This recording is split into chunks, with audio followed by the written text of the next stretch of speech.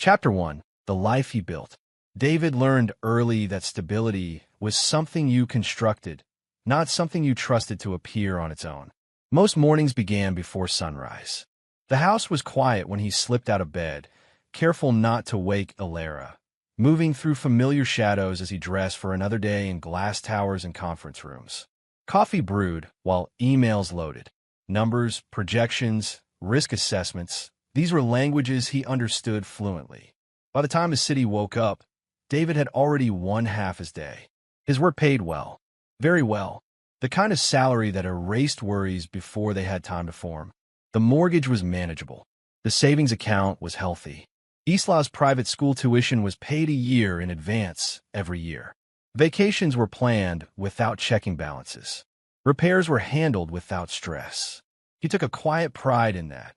Never spoken aloud, never demanded gratitude for. Providing wasn't something you bragged about. It was something you did. At night, he came home later than he intended. He always did. Some evenings, Alara was already in the living room, scrolling through her phone with the television playing to no one. Other nights, she'd be in the kitchen, moving with efficiency but little warmth. They exchanged updates like coworkers, logistics, schedules, reminders. The conversations were smooth, polite, efficient. David told himself that was what adulthood looked like. Isla, though, still ran to him. "Dad," she'd shout when she heard the door, sneakers abandoned halfway down the hall. She hugged him with the same certainty she'd had since she was 3, since the first time he'd knelt down to her level and promised he wasn't going anywhere. David always knelt for her, always asked about school, always listened, even when his phone buzzed unanswered in his pocket. Later, when Isla was asleep, David would sit at the dining table with his laptop open, reviewing reports while the house settled around him. Sometimes Alara sat across from him. Sometimes she didn't. When she did, silence stretched comfortably, or so he believed.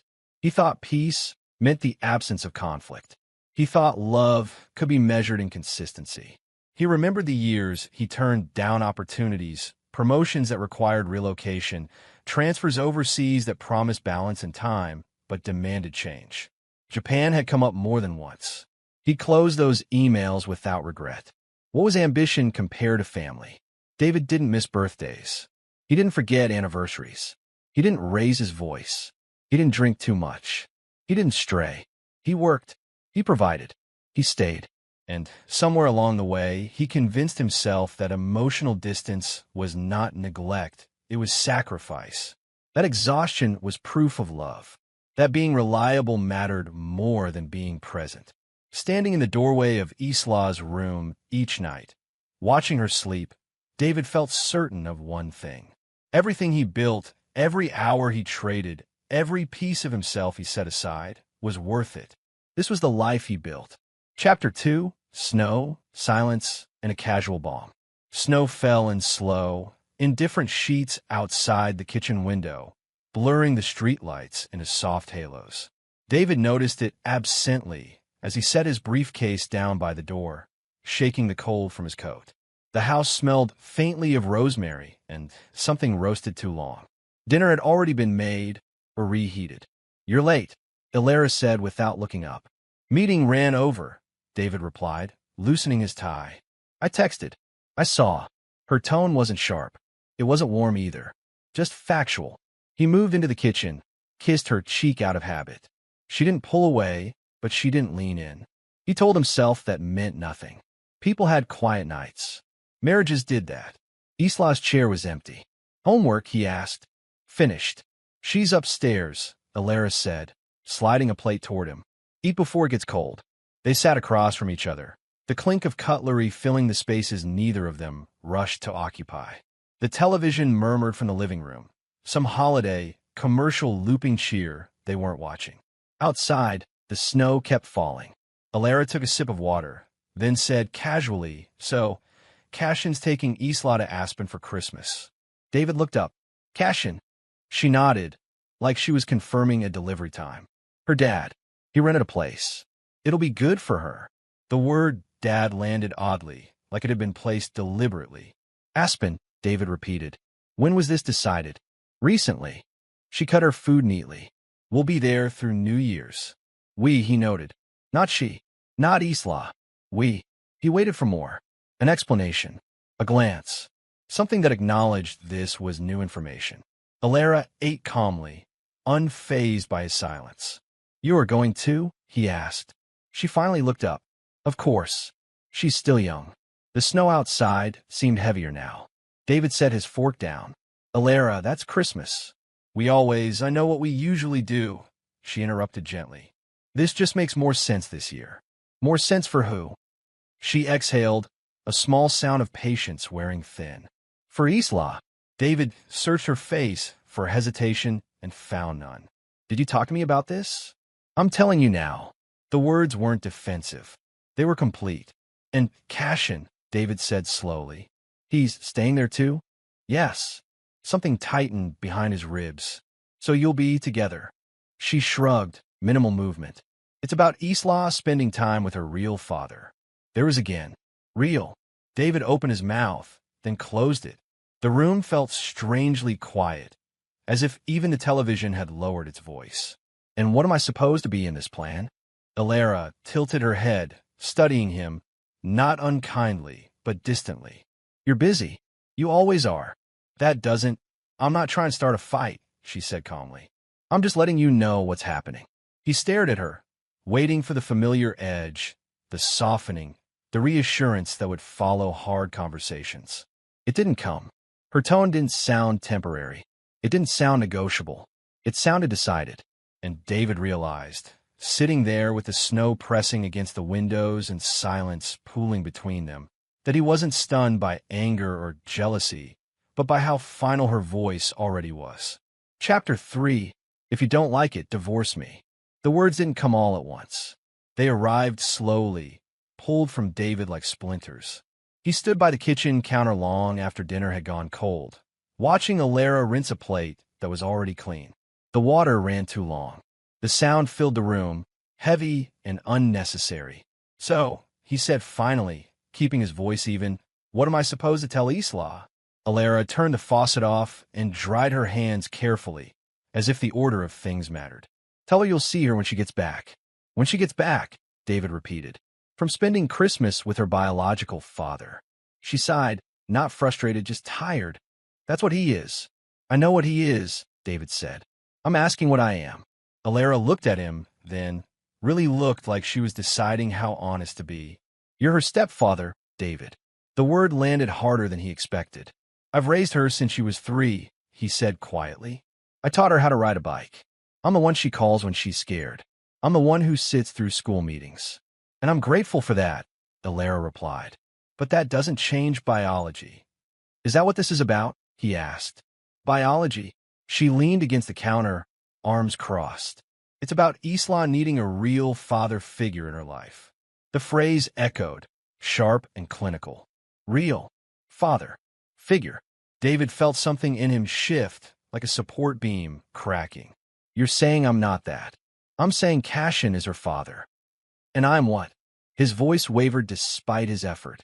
Convenient? Temporary? You're being dramatic, Alara said, though her tone remained controlled.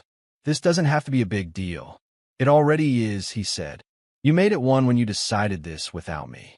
Her eyes hardened slightly. I didn't think I needed permission. You didn't think I deserved a conversation, David corrected. Silence stretched. The clock on the wall ticked loudly, counting something down. David felt suddenly small in his own house, like he was standing in a place that no longer belonged to him. So, if I'm uncomfortable with this, he said slowly, if I don't agree to you spending Christmas with your ex-husband and my daughter, what then? Alara didn't hesitate. Then we have a problem. And problems get solved how? He asked. She straightened, meeting his gaze with an unsettling calm. If you don't like it, divorce me. The sentence was delivered without heat. No raised voice. No tremor. Just a statement, clean and complete. David stared at her, waiting for the follow-up. The laugh. The softening. The realization that she'd gone too far. Nothing came. In that moment, something devastating settled in. Not rage. Not heartbreak. Understanding. She wasn't threatening him. She was informing him. The marriage he thought he was protecting had already shifted without him. His role, the steady provider, the reliable presence, had an expiration date he hadn't seen coming. He had believed love was built on endurance, on showing up again and again. But standing there in the quiet kitchen, David realized something he never had before.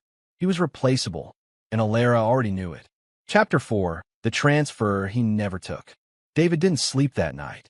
He lay on his back staring at the ceiling, listening to the quiet rhythm of Alara's breathing beside him. Each rise and fall a reminder of how close someone could be and still feel unreachable. When morning came, he moved through the routine automatically, shower, coffee, tie, his mind lagging behind his body. At the office, the glass walls and muted hum of productivity felt familiar, comforting in their indifference. Numbers behaved the way people didn't. They followed rules. They made sense. David sat at his desk, opened his laptop, and tried to focus on a quarterly forecast that suddenly felt irrelevant. Instead, his inbox caught his attention.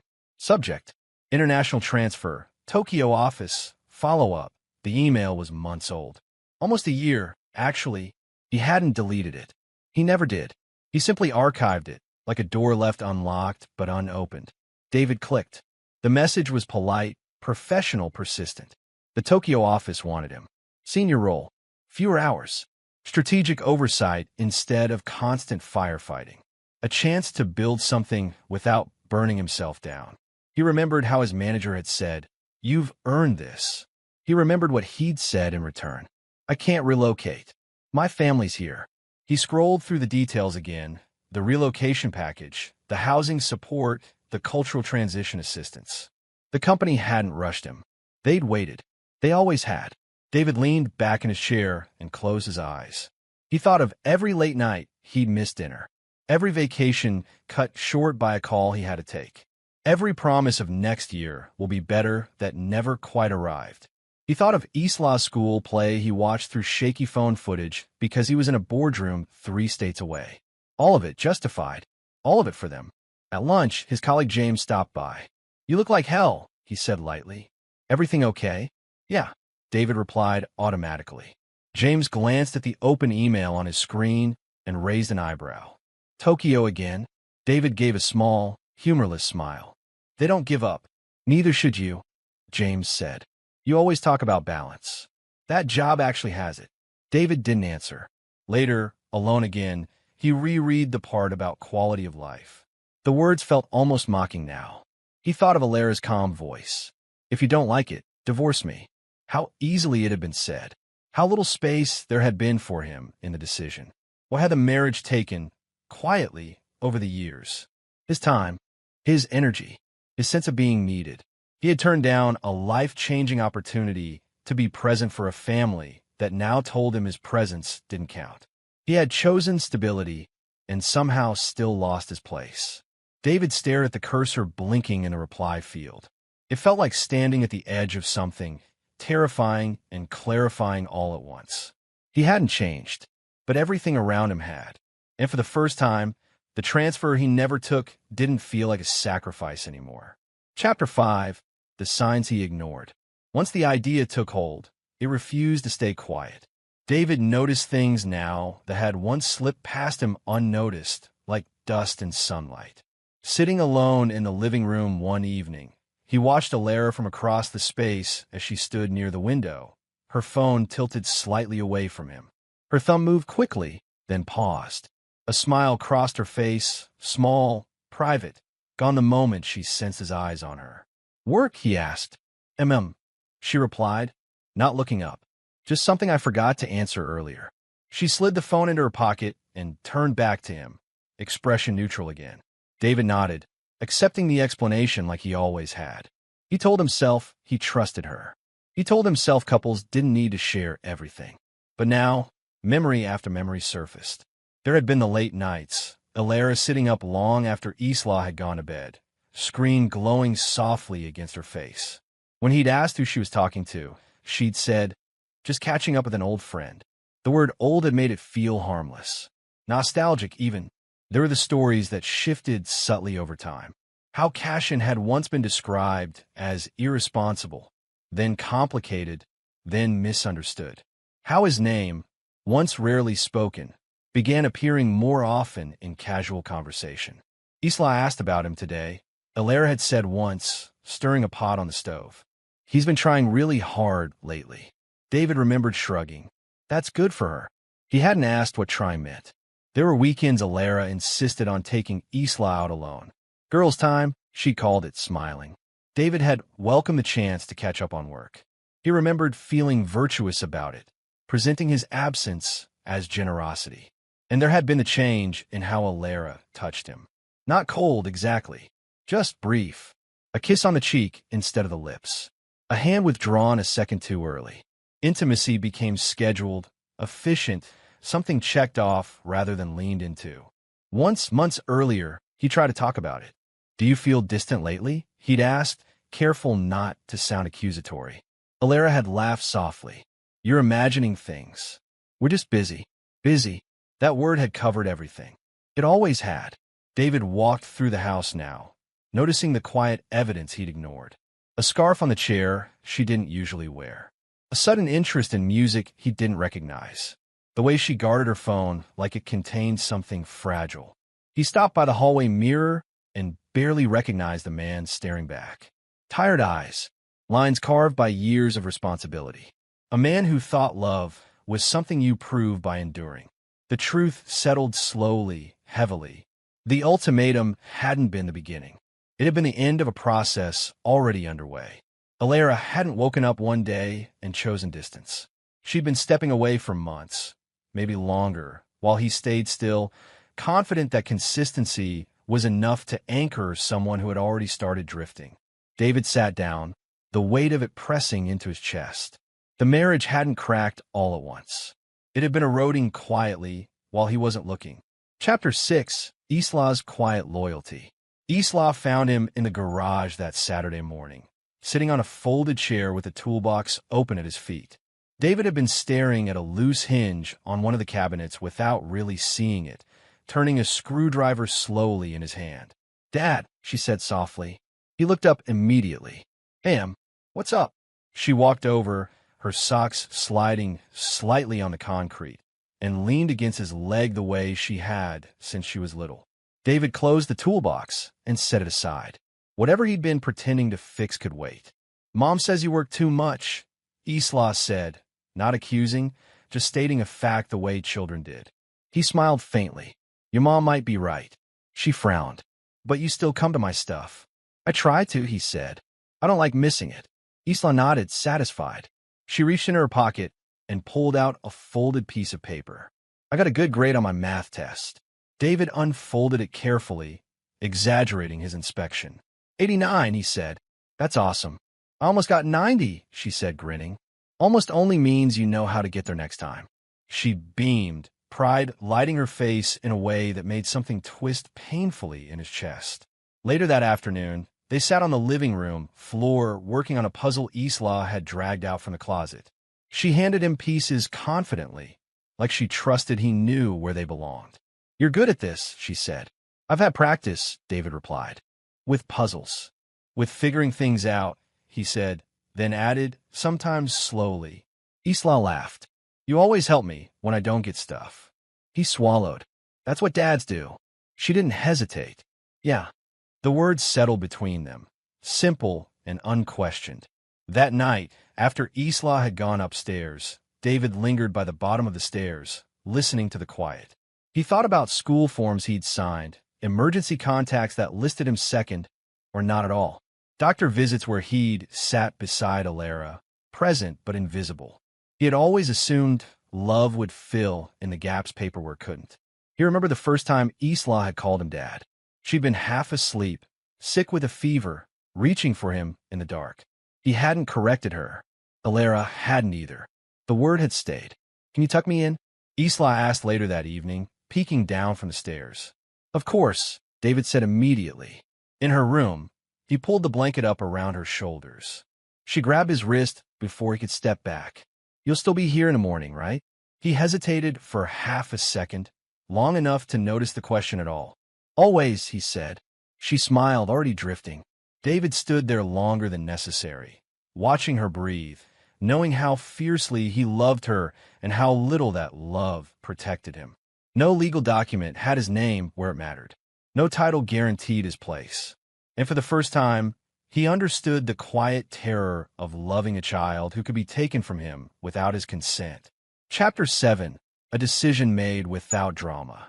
David made the decision on a Tuesday that looked exactly like every other Tuesday. The sky was overcast, the kind of dull gray that flattened the city into muted shapes. He arrived at the office early, nodded to the security guard, and rode the elevator alone. Nothing about the morning announced that something permanent was about to happen. He closed his office door and sat at his desk, staring at the email from Tokyo that he had reopened so many times it felt familiar. The cursor blinked patiently at the end of an empty reply. He didn't feel angry. He didn't feel desperate. He felt clear. David typed slowly, reading each sentence twice before moving on. He confirmed availability. He accepted the role. He thanked them for their patience. The words were professional, almost detached, but his hands were steady. When he finished, he didn't hit send right away. He leaned back and looked around the office, the framed certificates, the family photo on the shelf with Isla missing her 2 front teeth, Elara smiling beside him. He picked the frame up, turned it over, then set it face down. Then he clicked send. The reply came faster than he expected. "We're thrilled to have you. Welcome to Tokyo." David exhaled quietly, like he'd been holding his breath for years without realizing it. At lunch, he sat alone at a small cafe near the office. He ordered the same sandwich he always did and ate half of it distracted. Around him, people talked about deadlines, holiday plans, minor complaints. Life moved forward, unaware that his had just shifted direction. His phone buzzed. A message from Elara. "Don't forget we're going to my sister's on Friday." David stared at the screen, then typed back. "I know." It wasn't a lie. He didn't know. He just knew other things now, too. That evening, he came home at his usual time. He helped Isla with homework, nodded through Elara's recounting of her day, washed dishes without being asked. He laughed at the right moments. Nothing in his behavior changed. He didn't announce anything. He didn't test the decision by saying it out loud. After everyone was asleep, he sat at the dining table and opened a new document on his laptop. He made a list. Passport, medical records, bank accounts, work transition. Each item was handled calmly, checked off with care. There was no rush, no shaking hands. This wasn't an escape. It was an exit plan with intention. David paused once, fingers hovering over the keyboard. A flicker of doubt passed through him, not about the job, but about the silence. He wondered if he should say something. If decisions were supposed to be shared, if love demanded a warning. Then he remembered the kitchen, the ultimatum, the certainty in Elara's voice. Some decisions, he realized, didn't need drama to be final. He closed the laptop, turned off the light, and went upstairs. In the dark, lying beside someone who felt farther away than ever, David accepted the Tokyo transfer fully, without confrontation, without announcement, and without regret. Chapter 8. Untangling a Life. David approached the dismantling of his marriage the same way he approached everything else, with order. He started with the bank accounts. Early one morning, before the house woke up, he sat at the dining table with his laptop and a cup of coffee gone cold. He reviewed statements line by line, numbers steady and familiar. Joint savings, emergency fund, Isla's education account. He transferred what was fair, not what was vengeful. Left more than he needed, more than a lawyer would have advised. This wasn't about winning. At the bank later that day, the clerk smiled politely. "Large transfers today," she said. "Yes," David replied. "Reorganization." She nodded, stamped the papers, slid them back. The sound of the stamp felt louder than it should have. Next came the house. David stood in the living room after work, hands on his hips, taking it in as if he were a guest. The couch Elara picked. The rug Isla spilled juice on years ago. The dent in the wall from when they moved in the bookshelf together and laughed instead of fixing it. He called the attorney the next morning. "I want a clean divorce," David said once the formalities were done. No custody dispute. No asset battles. There was a pause on the other end. "Are you sure?" "You've been Isla's primary." "I'm sure," David said quietly. The paperwork arrived electronically. He read every page, signed where required. Initial margins. When it came to the house, his hand lingered over the signature line. He remembered mowing the lawn on Sundays, teaching Isla how to plant flowers she never watered, repainting the guest room because Ilera changed her mind. He signed anyway. That evening, Ilera noticed the envelope on the counter. "What's that?" she asked casually. "Documents," David said, rinsing a glass. "From where?" "Work stuff." She accepted the answer without question, already turning back to her phone. The indifference stung more than suspicion would have. David boxed up personal items slowly over the next few days. Not everything, just what mattered. Books with notes in the margins. A watch his father gave him. A frame drawing Islam made when she was 6, stick figures holding hands, labeled Mom, Dad, Me. He placed it carefully between sweaters. At night, when the house was quiet, doubt crept in. He wondered if calmness was cowardice, if silence looked too much like surrender, if Ilera would ever understand the weight of what he was choosing not to fight for. Then he remembered her voice. The ease of the ultimatum. Dignity, he decided, didn't require witnesses. On the final form, the last document transferring ownership, David paused only long enough to breathe. He signed his name clearly, deliberately, and closed the folder. By the time he finished, there was nothing dramatic to show for it. No shouting, no slammed doors, just a life carefully untangled, thread by thread. And David, standing in the quiet afterward, choosing restraint over retaliation, even as everything he'd built slipped from his hands. Chapter 9, The Letters. David sat at the dining table with a single lamp casting a warm circle of light over the polished surface. Outside, the street was hushed, the snow from earlier in the week still lying in soft drifts. He spread 2 sheets of stationery before him, each blank and waiting, and took a deep breath. The first was for Ilera. He picked up his pen and began carefully, each word measured. "Ilera," he wrote, "by now, you know that I accepted the Tokyo transfer. I am leaving. This is not an impulsive decision, nor is it made in anger. It is a choice I make for myself, for the life I have neglected in the pursuit of a stability that no longer exists here." He paused, running a hand through his hair. How do you convey finality without cruelty? How do you close a chapter without blaming someone for the story? He continued, "I will arrange all matters regarding our shared life calmly and fairly. The house, the finances, Isla's needs, everything will be handled responsibly. I will not contest anything. I'm stepping away quietly as I have lived quietly." He reread the words aloud softly. They sounded colder than he intended, but they were precise, honest. Next, he turned to Isla's letter. Her handwriting had long surpassed his expectations. She would notice if he faltered. He wanted her to feel love, not confusion, courage, not fear. "Dear Isla," he began, "you are the bravest, smartest, most wonderful girl I know. I want you to remember that none of this is your fault. I love you. Always have, always will. You are my daughter in every way that matters. I will not disappear from your life because you are the most important part of mine." He added a paragraph about believing in her, about standing by her even from afar, about the little things, homework he would help with over video calls, jokes shared at bedtime, the way she made him laugh with the simplest comments. "I will always be proud of you. Always." David read both letters several times, careful not to let any trace of bitterness slip through. He folded them neatly, sliding each into a separate envelope. He addressed them in his own handwriting, steady, deliberate, free of flourish. The handwriting was as controlled as the emotions he refused to show outwardly. He placed Ilera's envelope on the counter, where she would find it first, and Isla's on her bed. He pictured her picking it up, curious, smiling, perhaps tearing it open quickly. The letters were his final acts in a life he could no longer inhabit fully. Not dramatic, not vindictive, just honest, intimate, restrained. He leaned back in his chair and let the quiet settle around him, listening to the soft hum of the city outside, knowing that when morning came, his words would speak for him. Chapter 10, Departure Day.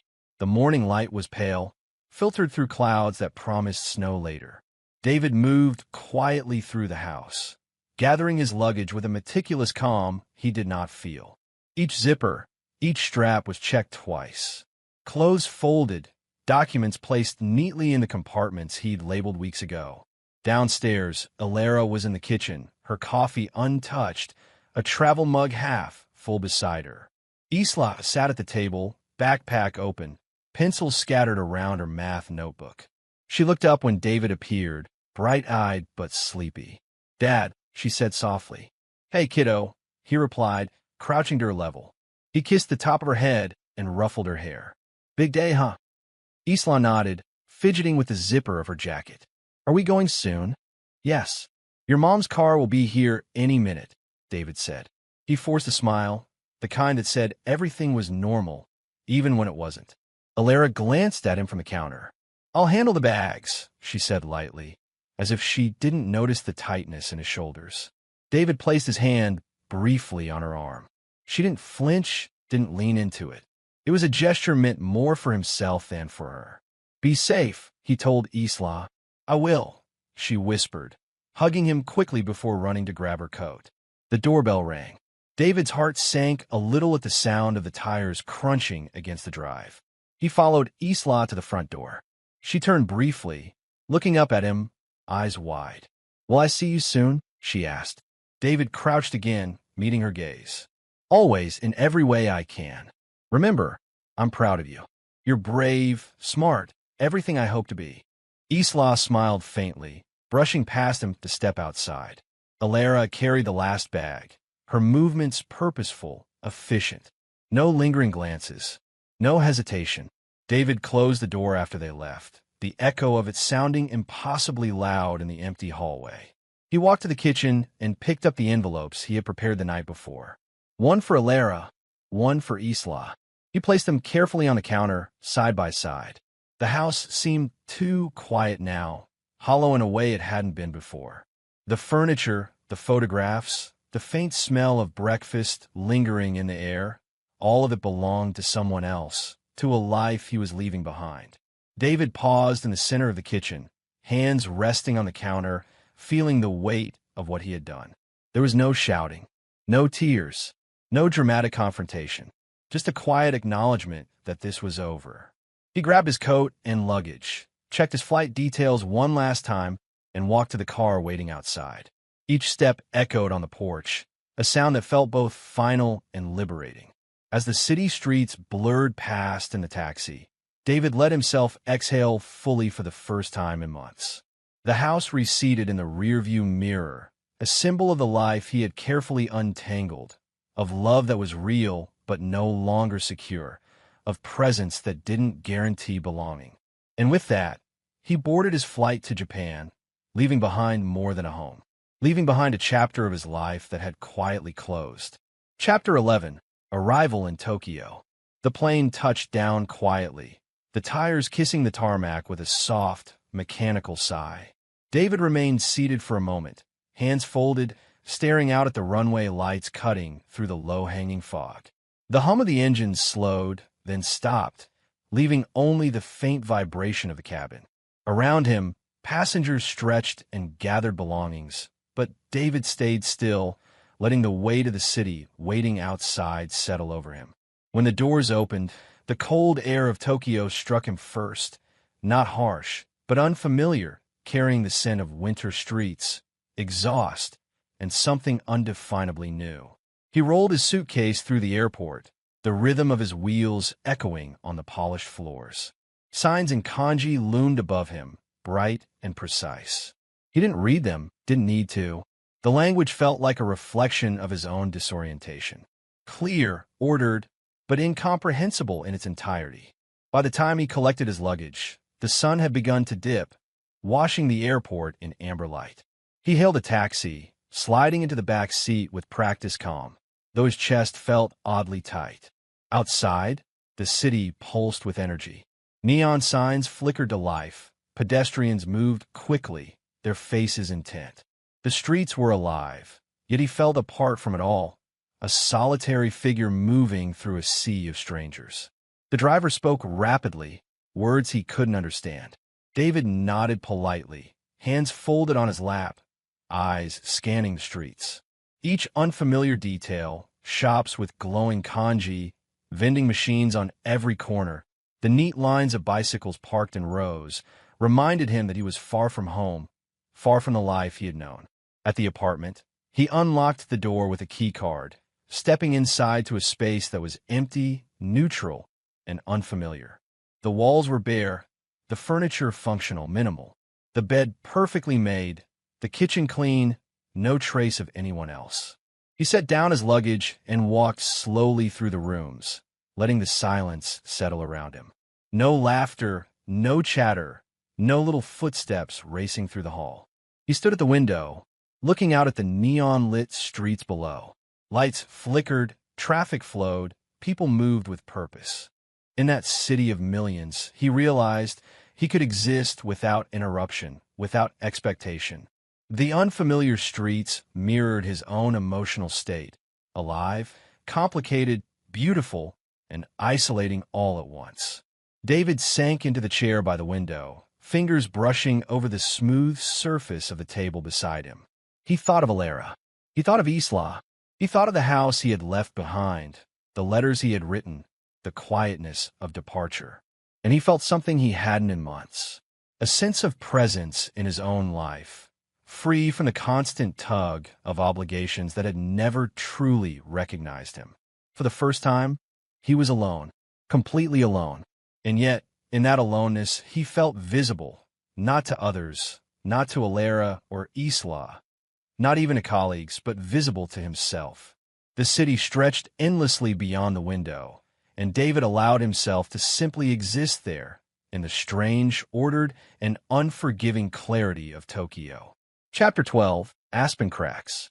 The aspen snow was light that morning, dusting the evergreens in a soft, sparkling layer. Alara stepped out of the rental SUV, her boots crunching against the fresh powder. Isla raced ahead, laughing as she kicked snow into the air.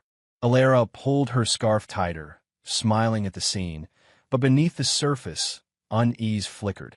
She reached for her phone to check in with David. No answer. She tried again. Voicemail. She frowned, pressing her thumb against the screen, willing it to change.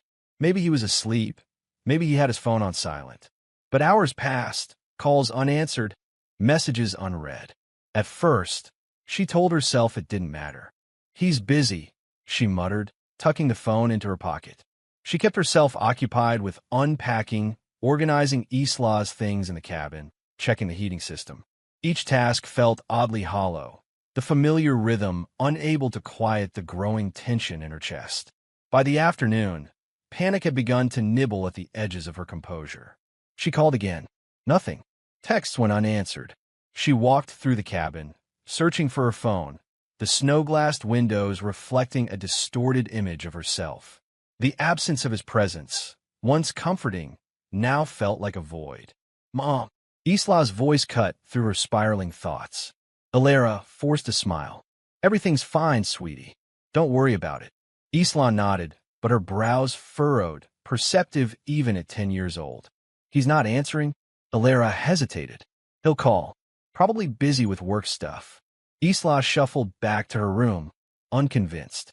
Alara sank into the couch, her fingers tracing the rim of a coffee mug. The warmth did little to soothe the cold, not growing in her stomach. Something was off. She tried again, desperation edging her voice. No answer. Her thoughts raced. Did he miss the flight? Did something happen? Her mind conjured every worst-case scenario with terrifying speed. By nightfall, the cracks were impossible to ignore. Alara felt a hollow anxiety settle over her like the darkness outside the cabin windows. David didn't just ignore her. He didn't just stay quiet. Something deeper had shifted. She scrolled through her phone one last time, scanning every message, every missed call, every email they had exchanged in the last week. Nothing explained this silence. No warning, no explanation, no trace of hesitation. She sank into a chair, elbows on knees, hands covering her face. The panic she had suppressed all day now bubbled freely. How could he vanish like this? She had assumed his silence was passive compliance, that he would remain anchored, reachable, predictable. But he wasn't, and the thought landed heavily, starkly, like ice across her chest. David had disappeared. Her gaze wandered to the snow-laden trees outside, distorted through frosted glass, twisting familiar shapes into strange, alien forms. The world looked the same, but it was no longer the one she thought she knew. She exhaled sharply, trying to steady herself. The cabin, the laughter of Isla, the comfort of the holiday, they all seemed fragile now, hanging by threads she hadn't realized were already fraying. For the first time that day, she understood with chilling clarity. He didn't just stay quiet. He had vanished. Chapter 13, The Discovery. The aspen sun was pale and brittle as Alara walked into the small lobby of the rental office, still fuming from unanswered calls and the gnawing worry that had grown through the morning. She spotted a message blinking on her phone, an email from David's assistant, marked urgent. Her fingers trembled slightly as she tapped it open. Subject: Tokyo transfer confirmation. Her eyes scanned the lines, each sentence striking like cold steel. He had accepted the offer. Immediately. Relocated. Effective immediately. The words blurred together as panic replaced the calm confidence she had carried just hours ago. She read them again, slowly, deliberately, then aloud, almost to convince herself it wasn't real. He accepted. He's gone. He's actually gone. Isla's laughter drifted up from outside as she skated with other kids near the lodge. Alara pressed her palm to her forehead, feeling dizzy, disoriented. How could he? He had been silent, yes, but she had assumed he would stay. He had to stay. Mom? Are you okay? Isla's voice rang out, cautious, tinged with worry. Alara straightened abruptly, forcing a smile. I'm fine, sweetie. Just thinking. Isla nodded and went back to her game, but Alara could no longer focus on snow or holiday lights. Her mind raced. She paced the cabin, the email open on her phone, the tiny screen glowing like a warning. Months of planning, of subtle maneuvering, of her carefully delivered ultimatum, all unraveling before her eyes. She thought of the words she had spoken so casually that night. If you don't like it, divorce me. She hadn't imagined he would ever act on it. Not truly, not this decisively. She had expected hesitation, an argument, a compromise, maybe even tears. She had never anticipated absence.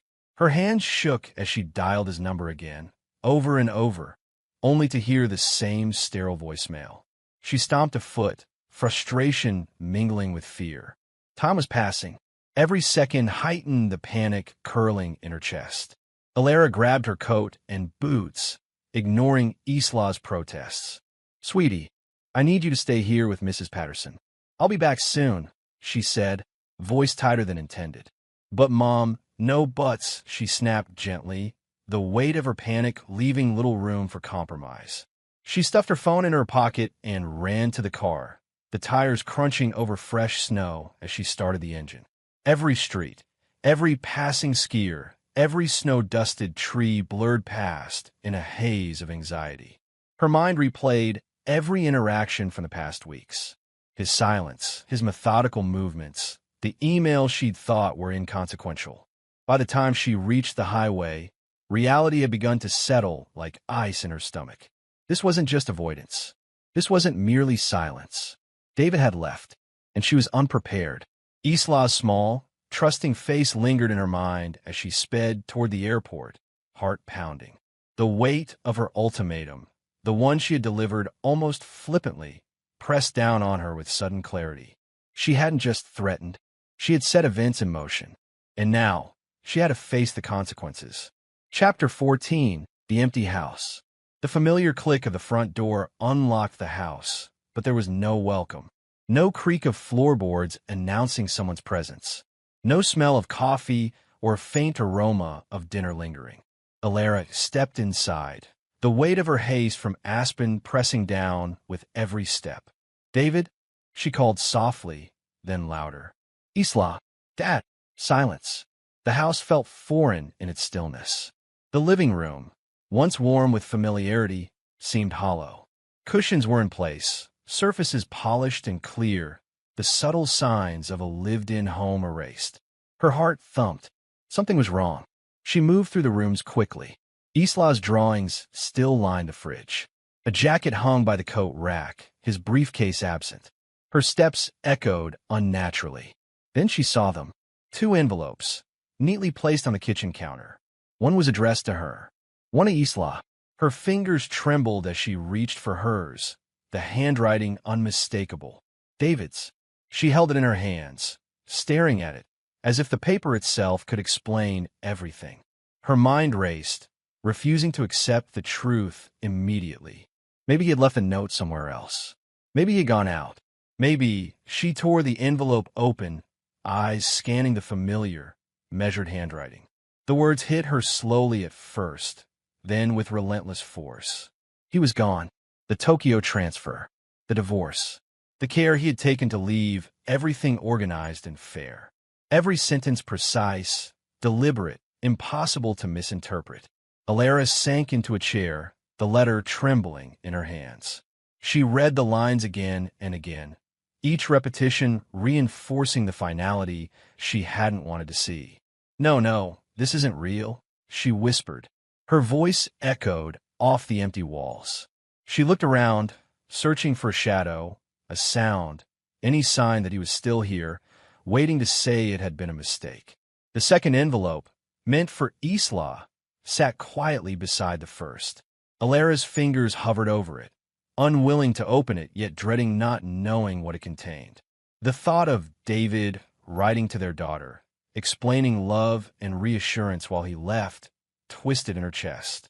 She staggered to the window, staring out at the snow-covered driveway.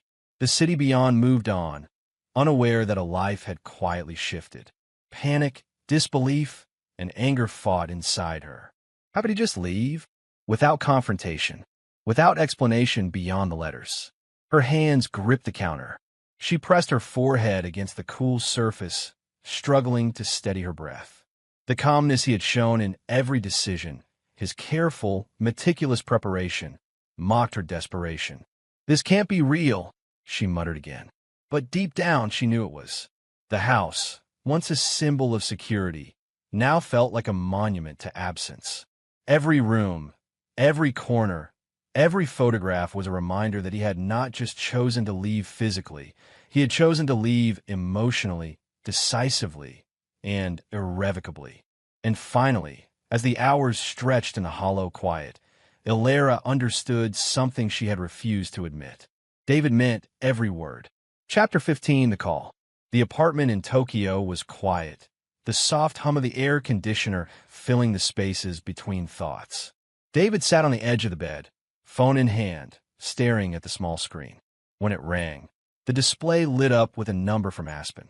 His chest tightened slightly, not from fear, but from the inevitability of what was coming.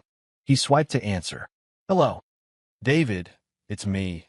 Alara's voice trembled across the distance, fragile, familiar, and fractured all at once. Alara, he said softly. His tone was calm, steady, measured. There was a pause, broken only by a shudder in her breathing. I don't understand, she whispered. I don't understand why you left, why you went. David leaned back, letting the silence stretch just long enough for the weight of her words to settle.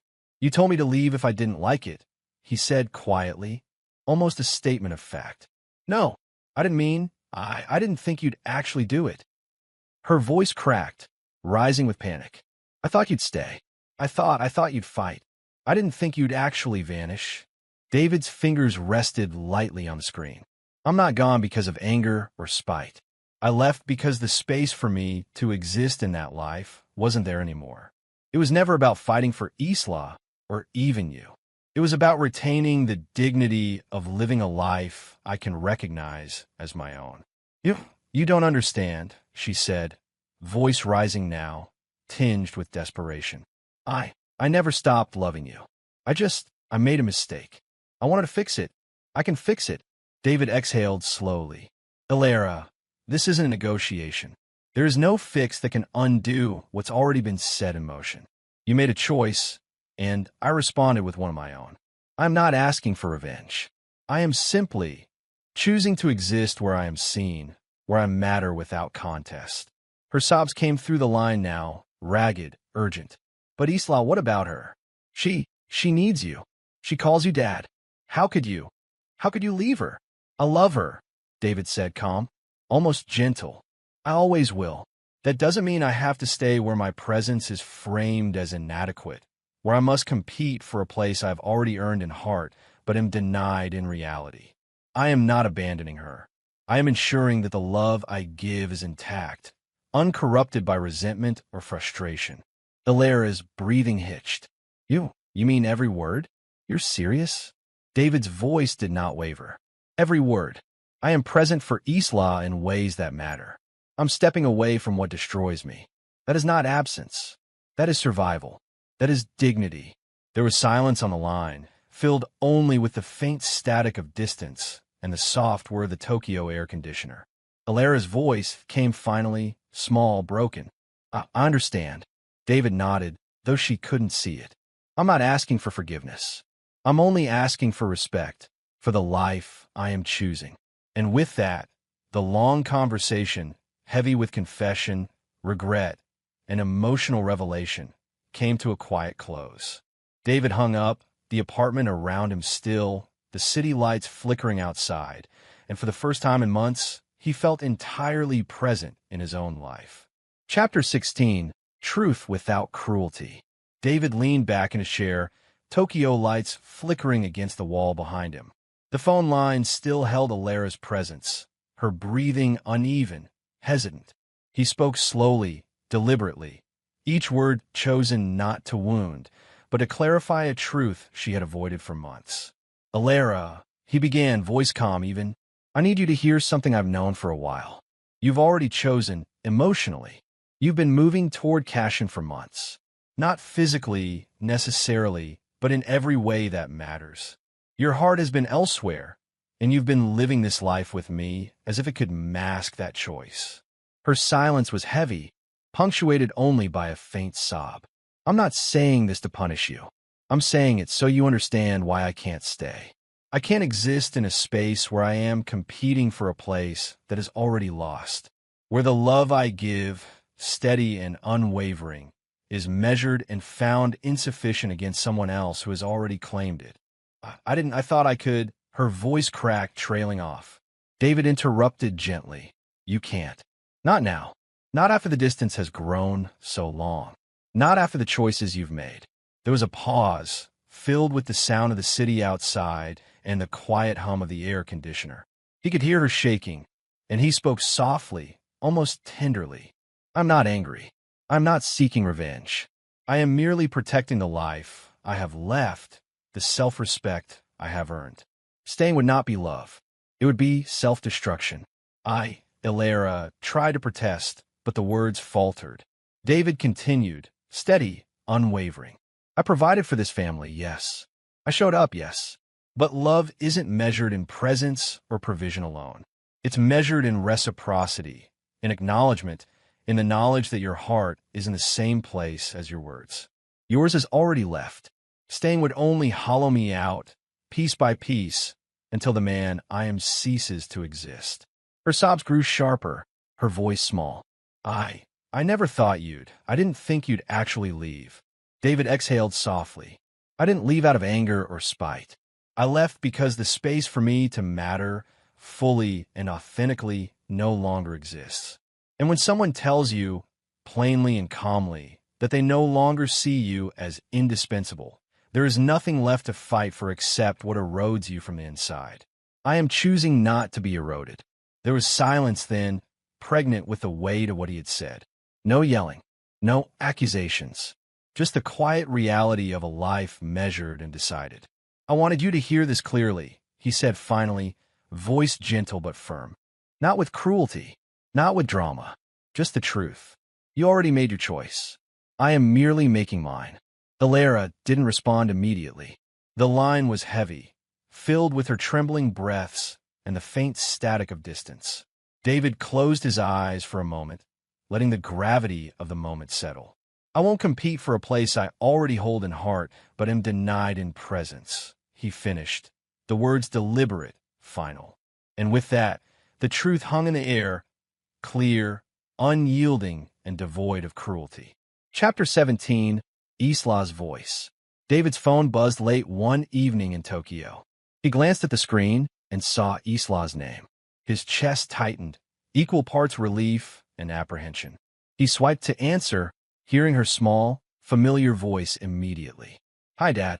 "Hi, kiddo," he said softly, a smile tugging at the corners of his lips. "How are you?" I want to talk," she said, her words hesitant. There was a pause, the kind only a child can fill with uncertainty and courage all at once. I think I always knew something was wrong." David's heart ached. He motioned to the empty apartment around him, though she couldn't see it. "What do you mean?" "I don't know, like, the house felt different. And Mom and you were not the same." Her voice cracked slightly. I think, that the marriage was breaking."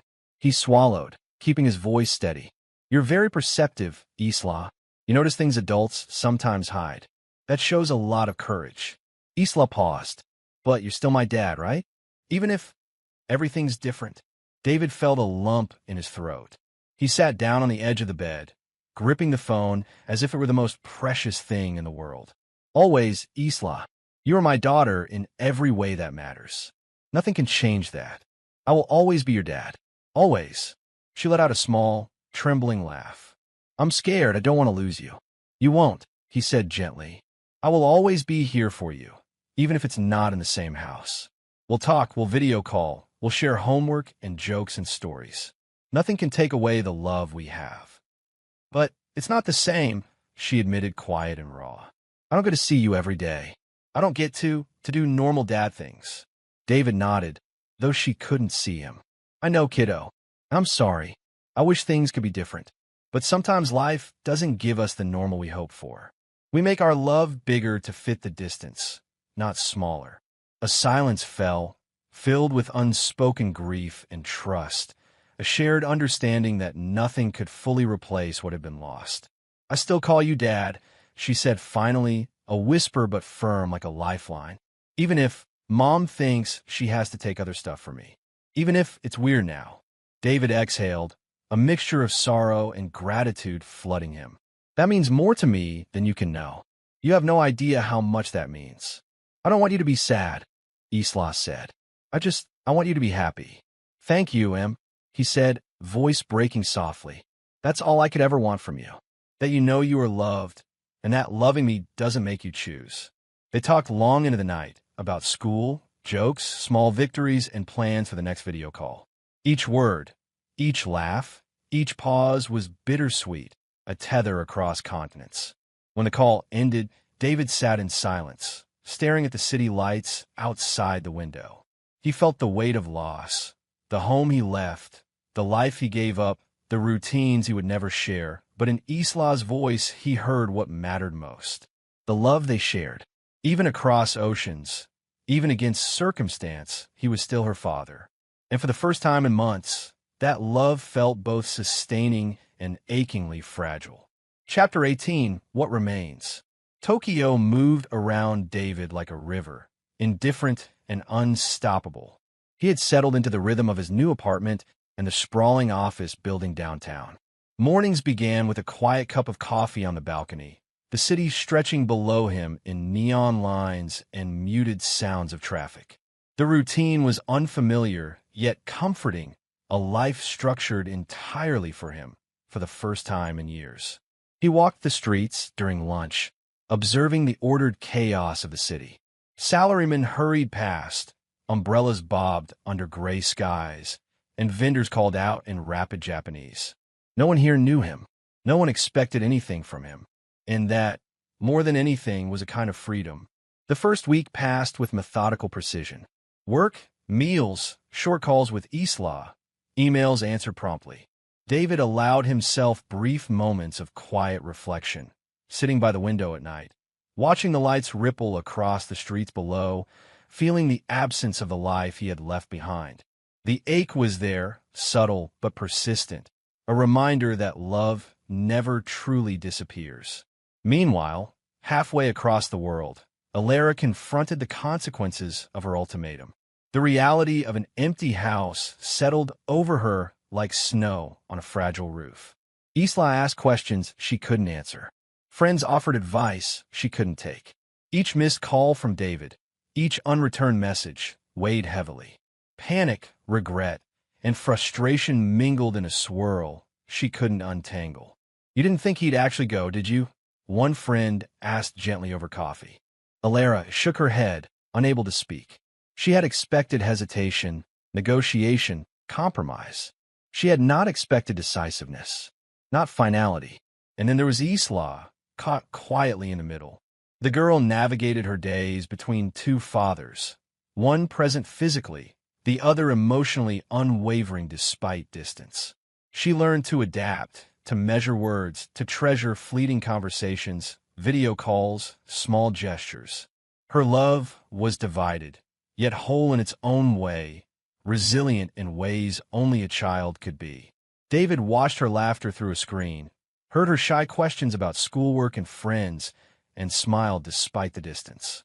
He could not tuck her in a bed, attend parent-teacher conferences, or guide her through scraped knees.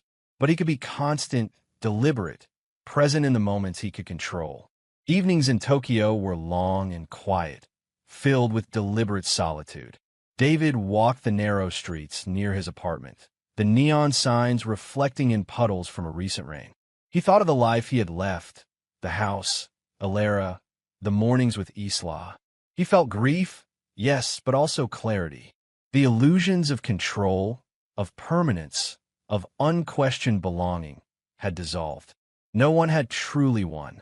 The marriage had ended. The home had emptied. Hearts had fractured in their own ways. Yet in the distance, in the deliberate choices and quiet love that remained, a new reality had settled. David's reflection in the glass of the balcony door stared back at him, steady, present, and unyielding. He had lost much, but he had gained clarity. The illusion of control had fallen away. What remained was truth, presence, and the enduring, unshakable bond with the daughter he would always call his own. And in that, there was a kind of victory that no one else could claim. Chapter 19, Quiet Finality. The email arrived on a Thursday morning, small and unremarkable in appearance, yet carrying the weight of years in its brief lines. The subject simply read, "Divorce finalized." David stared at the screen for a long moment, coffee growing cold beside him, city lights flickering across the apartment walls. There was no fanfare, no dramatic announcement, no declaration of triumph or defeat, just a confirmation, a legal acknowledgement of a life carefully untangled, a chapter formally closed. He leaned back in his chair, fingers interlaced, and let out a slow breath. The silence of the apartment seemed almost ceremonious. For months, he had prepared for this, planned for it, accepted it quietly. Now the finality was official.